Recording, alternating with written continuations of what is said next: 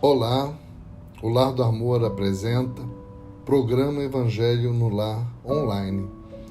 Nosso encontro familiar com Jesus. Você pode acompanhar a transmissão pelos grupos de WhatsApp, YouTube e pelo site do Lar do Amor. Sejam muito bem-vindos. É com muito carinho e com muita alegria que damos início a mais um culto do Evangelho no Lar. Meu nome é Carlos Brenlia. O objetivo do culto do Evangelho no Lar é de reunir com aqueles que convivemos diariamente em nossos lares, confraternizar, estudar e refletir sobre o Evangelho de Jesus. É também receber o amparo necessário diante das dificuldades materiais e espirituais, estarmos sob a assistência de nossos amigos espirituais, mantermos a harmonia em nossas casas e nossas mentes em equilíbrio. É termos um encontro com Jesus, trazendo o hábito da vigilância e da oração. O Evangelho no Lar pode ser realizado uma vez por semana, pode ser feito em família e individualmente. De preferência, escolher, se possível, o mesmo dia e o mesmo horário para realizá-lo. Não se esqueça também de deixar copos de água ou uma garrafinha de água em cima da mesa, para que seja fluidificada pelos nossos amigos espirituais. Agora vamos buscar um lugar em nossas casas bem calmo, tranquilo, reservado e de pouco barulho. Antes de começarmos o culto do Evangelho no Lar, podemos ler pequenas mensagens doutrinárias que tenhamos à mão. Eu peguei um livro aqui que se chama Respostas da Vida, de Francisco Cândido Xavier, pelo Espírito André Luiz. Abri na página 20, a mensagem é a número 13, que diz: Apelo de amigo. Não se deprecie, não diga que você não merece a bênção de Deus. Atendamos à realidade. Se a divina providência não confiasse em você, não teria você em mãos tarefas importantes como estas: uma criatura querida a proteger, alguém a instruir, uma casa a sustentar, o doente para assistir, uma profissão a exercer, esse ou aquele encargo menos dos mais simples, algum ensinamento a compor, essa ou aquela atividade de auxílio aos semelhantes, algum trato de terra a cultivar, determinada máquina para conduzir. Se a sabedoria da vida não esperasse de você, não lhe teria doado tantos recursos quais sejam: a inteligência lúcida que auxilia a discernir o certo do errado, a noção do bem e do mal, as janelas dos 5 sentidos, a capacidade mental cujas manifestações você pode aprimorar ao infinito, empregando o esforço próprio. A visão do corpo e da alma com que você realiza prodígios de observação e de análise. A palavra que você é capaz de educar e com a qual você encontra as maiores possibilidades de renovar o próprio destino. A audição com que recolhe mensagens de todos os setores da existência, tão só pelo registro de sons diferentes. As mãos que lhe completam os braços, expressando-se por antenas hábeis de serviço. As faculdades genéticas que, iluminadas pelo amor e dirigidas pelo senso de responsabilidade, lhe conferem poderes incomparáveis de criatividade nos domínios do corpo e do espírito. Os pés que transportam você, atendendo-lhe à vontade. Se você detém maiores áreas de ação ou usufrui vantagens mais amplas, no que se reporta aos encargos e benefícios aqui relacionados, então você já obteve significativas promoções no quadro da vida. Quanto às imperfeições ou deficiências que ainda nos marquem, convém assinalar que estamos em evolução na Terra, sem sermos espíritos perfeitos. Reflitamos nisso e aceitemo-nos como somos. procurando melhorarmos, e ao melhorarmos, estaremos construindo o caminho certo da espiritualidade maior. Neste momento, meus irmãos, após a leitura desse belíssimo texto, vamos acalmar os nossos corações, encher nossos pulmões de alegria e agradecer. Agradecer o corpo que nos foi dado para a tarefa necessária desta vida. Agradecer as oportunidades que nos são dadas diariamente. Agradecer aos amigos espirituais, aos nossos companheiros de caminhada, à nossa família, por estar sempre nos auxiliando da melhor forma possível, dentro da compreensão de cada um. A felicidade é tarefa que deve ser trabalhada todas as horas, na certeza que, sem esperar, ela estará presente, alojada em nossos corações. Basta um começar, um esforço, a vontade de se melhorar. Levantemos nossos olhos ao alto e é só agradecer. Gratidão é o sentimento que me vem nesta oração e que compartilho com todos vocês, na alegria que este sentimento possa irradiar bênçãos do Pai maior, do Pai de amor, em todos os corações neste momento de paz e harmonia que estamos vivenciando ao longo deste Evangelho no lar. Graças a Deus. Hoje vamos nos preparar para a leitura do capítulo 8. Bem-aventurados os que têm puro de coração. Os itens 1 a 4. Deixar vir a minhas criancinhas.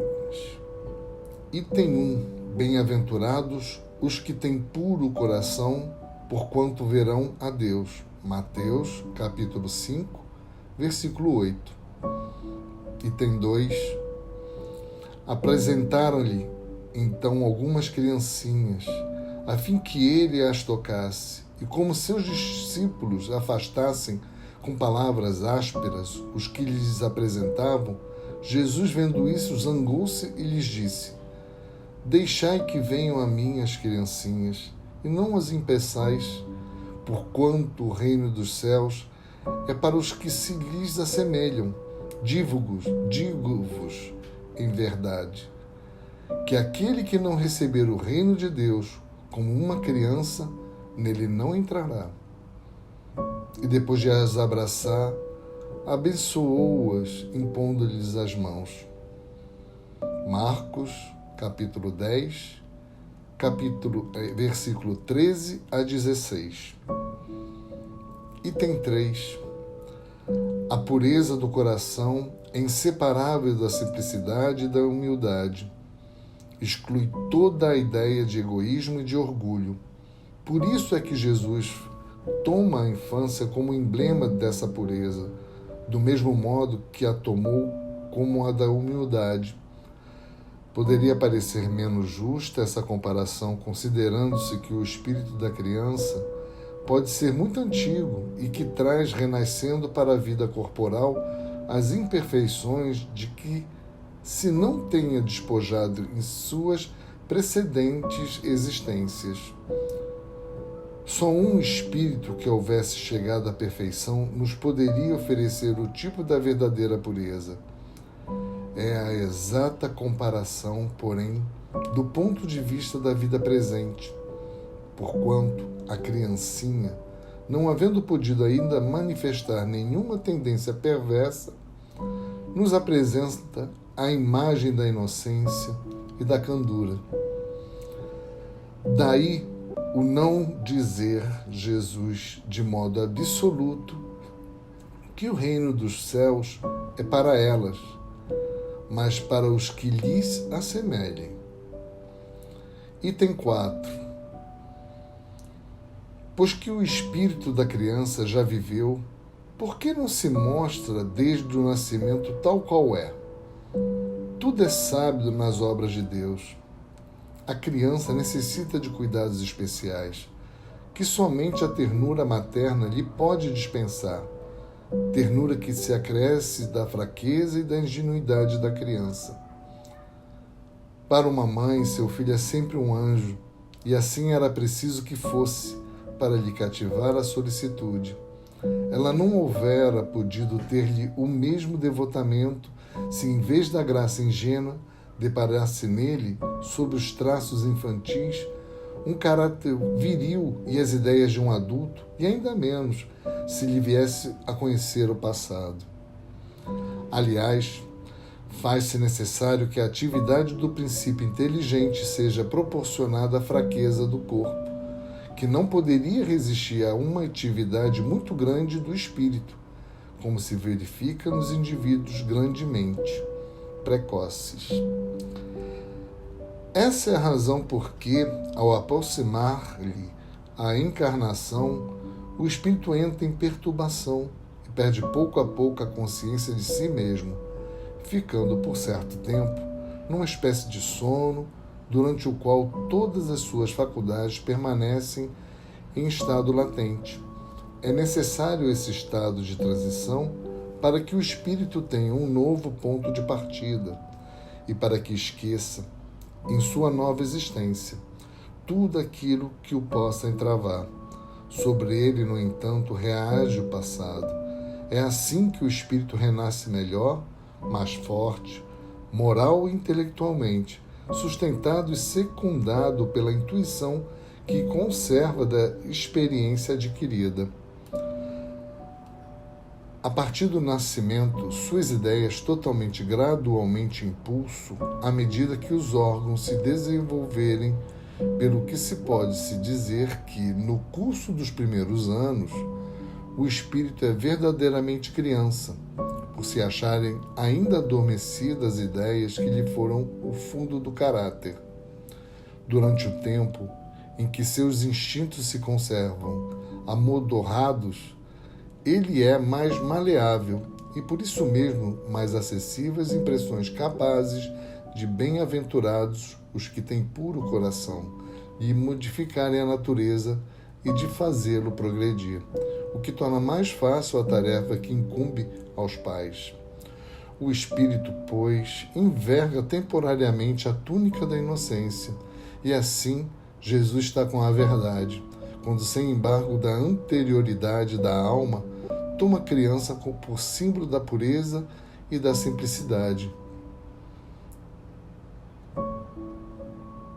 Agora, meus amigos, vamos tentar um pouco comentar sobre esse texto e fazer uma reflexão do Evangelho segundo o Espiritismo. Sempre nos traz assuntos de extrema relevância para a nossa vida, trazendo a luz necessária para o nosso entendimento, enriquecendo com mais fontes de estudos que trazem à luz toda a beleza da doutrina espírita. Em relação ao item 1, Jesus está com a verdade.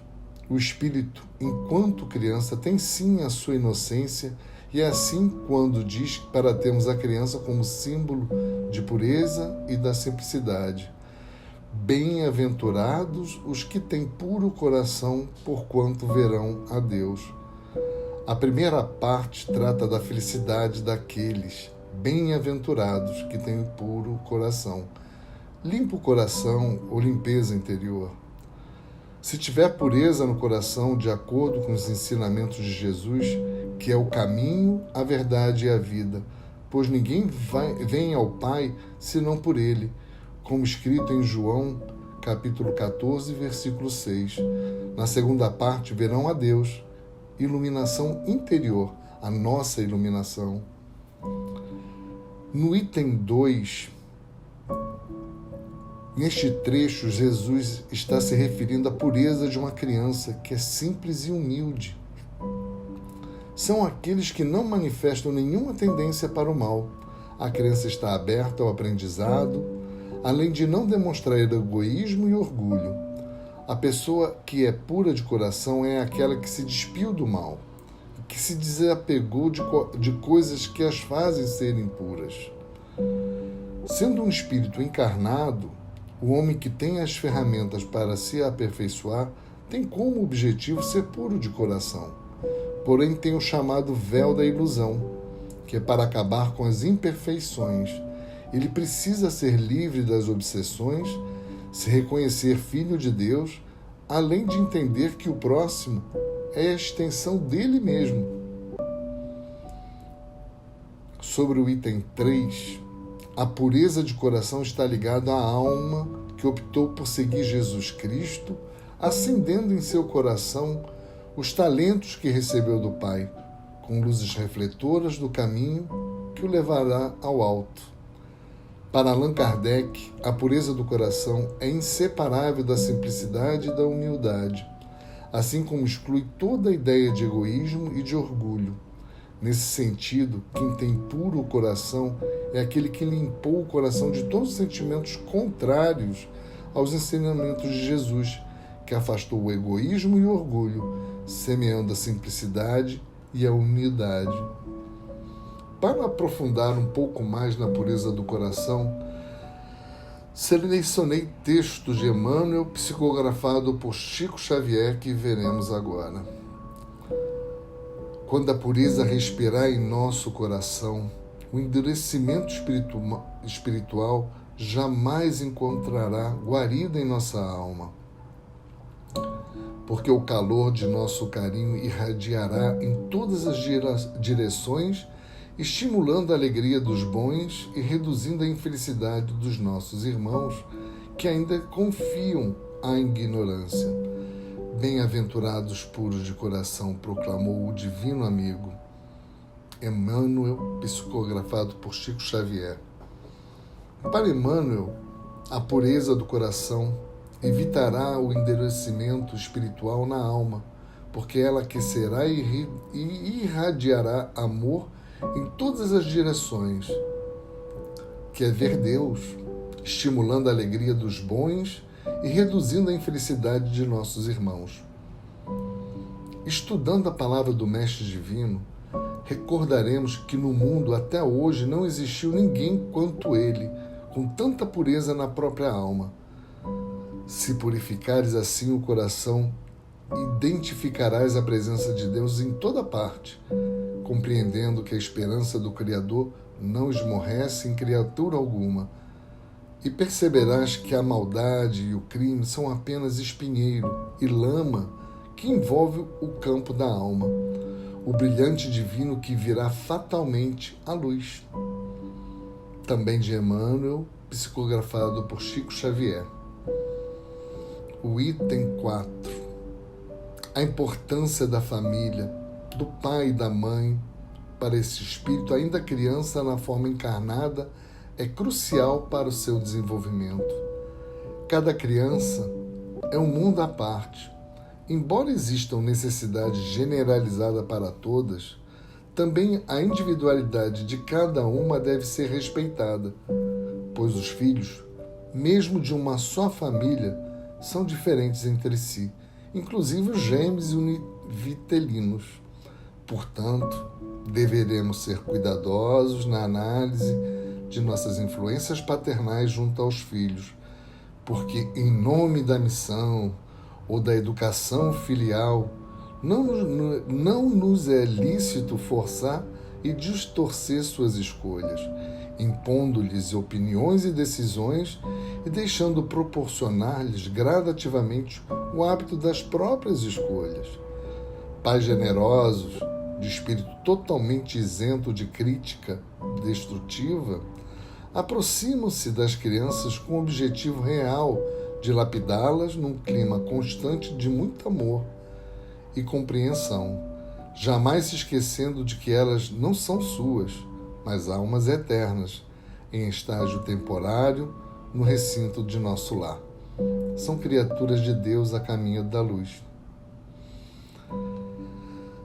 Bom, meus amigos, chegamos ao final. Vamos à nossa oração final.